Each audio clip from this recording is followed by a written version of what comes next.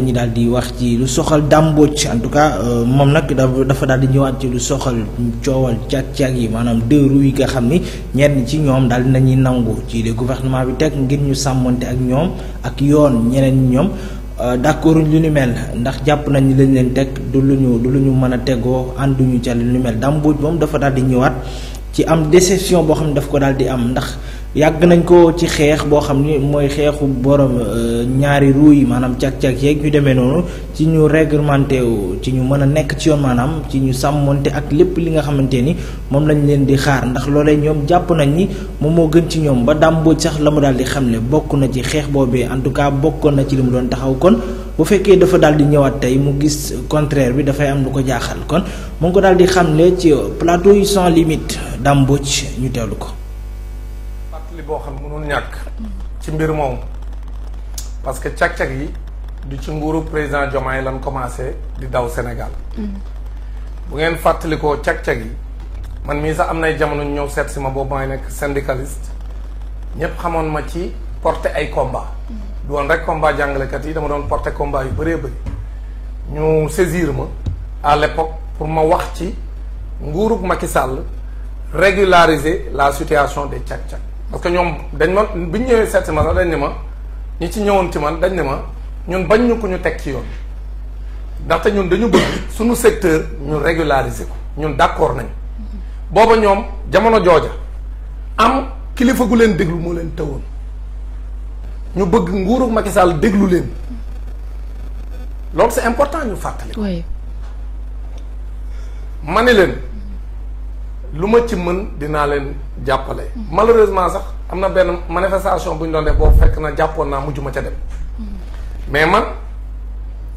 loolu bu ma ci déparé da ngay ñëw nag ci bi nguur gi bees gi ñëwee. parce que ñoom comme niñ ko waxee lim bu takku la te réew yëpp presque distribution 2 roues yi ñoo koy def. daanaka réew boo mën a dem ñun ñëpp ñi nga xam ne ñu ngi dem bitim réew xam nañ ni. boo tëddee sa hôtel bëgg a lekk dara bëgg a def yëfi séeréer boo wootee ci ñi nga xam ne ñoom ñooy def fast food yi ak restaurant yi boo leen woowee bu ñu la koy andil ay livreur ñoo koy andi ay càq-càq ñoo koy andi même ci réew yu développé yi donc ci ñi may dégg ñu naan loolu du liggéey et cetera di ko ñàkkal fayda liggéey la lépp loo xam nit ki mën na cee yëngutu te jëlul alalu jàmbur munoo koo bañ a tuddee liggéey kon nit ñi ñu ngi ci yëngutu di ci yore seeni soxna takk ci jabar defar ci ay kër lu ne ñu ngi koy def ñoom cag-cag yi bu leen xeeb de donc loolu bu ñu ci déparé kon régime bi dem organiser wu ko ba dem loolu mooy dëgg bàyyi leen ñuy ñaxtu pour ñoom ñoo demandé pour ñu organiser leen mais nguuru Macky Sall dem na te organiser wu leen léegi nag bi nguuru président Diomaye ñëwee à travers le ministère des transports nga xam ne El Malick Ndiaye moo ko doon jiite lan la def El Malick Ndiaye dafa woote les états généraux du transport. ñu toog waxtaane lépp lu jëm ci mbirum transport parmi pàcc yi ñu war a waxtaane mbirum cag-cag yi bokk ci ñu jox leen seen kàddu ñu wax lu ñu xalaat ñu déglu leen loolu amuñu ko woon ci nguuru Macky Sall bi ñu defee loolu ba pare nag ñu ne kon fokk ñu organiser ko ñoom ñu déggoo ak état ci niñ koy organiser maintenant nag état mooy jël ay matuwaay parce que sénégalais jafe-jafe bi mu am mooy dañuy bëgg ñu jox leen temps bu gudd parce que bu ñu leen joxee temps bu gudd dañuy jàpp ne ci la ñuy mën a dem ñoom ñëpp mais état tamit lu muy bañ mooy boo bëggee régulariser dara nga jël temps bu gudd ba mu ëpp période boobu ak jafe-jafe yi am te ñoom ñoo koy njëkk a ñaxtu ñoom borom borom 2 roues yi ñoom ñoo wax ni sécurité bi ci boppam bi nit ñi di kaas ñoom ñoo ci gën a nekk en danger ñoom ñi koy dawal sénégalais yi tamit koo wax mun la dafa am problème d'insécurité bu ci am parce que mënoo identifier cag-cag bu ci nekk ko moom tey jii bu këfee sa sac yow daw xamoo kan la parce que numéro bi duñ amul numéro alors que bu ñu leen immatriculé bu ci këfee sa sac nit ña fa nekk daañu mën a jàpp numéro bi te bu ñu xasee xam numéro ba rek bu fekkee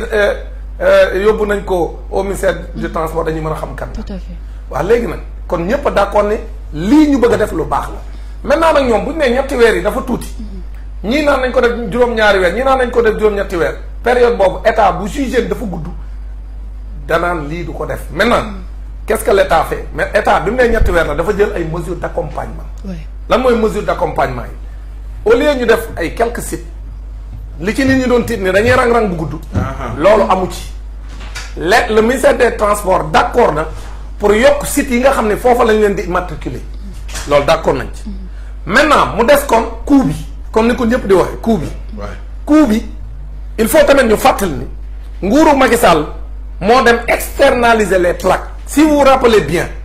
ci jamonoy Macky Sall avant muy ñëw depuis les socialistes pont Colobane bi foofa ma sa taxawee ñu won la plaque yi ne la kaay ma yóbbu la sama place donc ñi doon defar plaque yi ñu ngi woon ci zone Colobane bi entre pont Colobane bi d'abord mën nga wax sax à partir de Colobane même un peu avant pont bi ba ni ngay yeggee ci rond point Escouade diggante boobu lañ nekkoon ñoom ñëpp mu nekkoon ay business yoo xam xale yi dañ ci amoon xëy am ñu ci investiroon seen xaalis di ci liggéey Macky Sall bu ngeen xoolee léegi rek ñoom ñëpp rey na leen loolu la éliminé jël une structure boo xam si seen structure étrangère ay étranger lañ ñu jox leen xaritam effectivement boo xam moom la ko dénk gré à gré dem jox ko ba noppi mu dem yokk plaque yi parce que bu njëkk daawoo fay lu bari mais actuellement plaque yi ñoom ñoo ko yokk ba nga xam ne bu dee oto yi tamit même ñi immatriculé seen oto ñi ngi kaas dafa cher dafa cher même situation bi la dañ koo kaas bu mënatuñ koo kaas ñu muñ ko maintenant nag bu demee jël moom Macky Sall xaritam dem jënd ko ñu nekk ay étranger ñu ñëw rey emploi sénégalais yi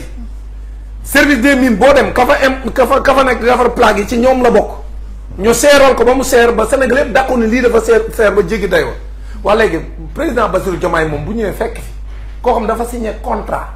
ak l'état du Sénégal def ay investissement parce que plaque yooyu dafa laaj investissement boo demee signé contrat ak état du Sénégal def say investissement nekk dans les services des mines yi ne ci région yëpp ak Dakar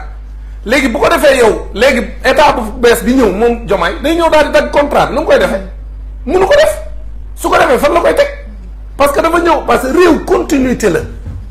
nguuru Macky Sall moom moo ko fi def dem. mais est-ce qu'il y a pas eu un problème de communication. waaw may ma rek damay ñëw ma non loolu mën naa ko d'accord parce que man je crois que waroon nañ gën a am une approche pédagogique avec les jeunes. wax leen mbir mi ni mu demee. président Bassirou Diomaye Faye mënul ñëw rek changer ko parce que dafa ñëw fekk fi contrat bu lié cette société d'exploitation des plaques avec l'État du Sénégal léegi nag ni mu seeree ci oto yi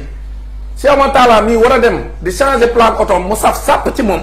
noonu la mel tamit ci cag-cag yi maintenant nag li am solo mooy aujourd'hui li ëpp li nga xam ne moom moo ci am solo mooy au moins le régime du président Diomaye dafa permettre aux conducteurs de Jakarta au cag-cag ñu mën a régulariser cette situation loolu quel que soit le prix au moins nañu reconnaître ni am na ay efforts yu ñu ci def maintenant nag comme dafa am lu tënk état mënta ñëw fekk contrat boo xam mi ngi daw ki ko signé ak l'état du Sénégal dafay investissement mu ñëw ñu ne ko demal ni ko léegi plaque yi dafa cher na ko wàññi noo koy waxee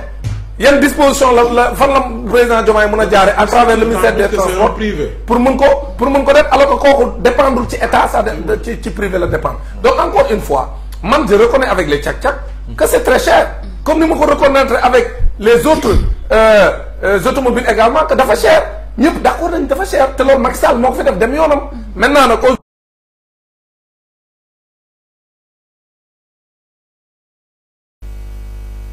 kaddu yi dàmbu coowal plaque d'immatriculation bi nga xam ne nag doxoon na ci diggante ñi nga xam ne ñoom ñooy dawalkatu jagataay ba léegi ñenn ñi jàpp ni la ñu leen bëgg daal di teg loolee dafa daal di dar dafa métti ci ñoom ñeneen ñi nag jàpp nañ ni gouvernement bi li mu teg leen lu dul ngir mën leen daal di dimbali dàmbu bokkoon ca xeex ba waaye di ñëwaat.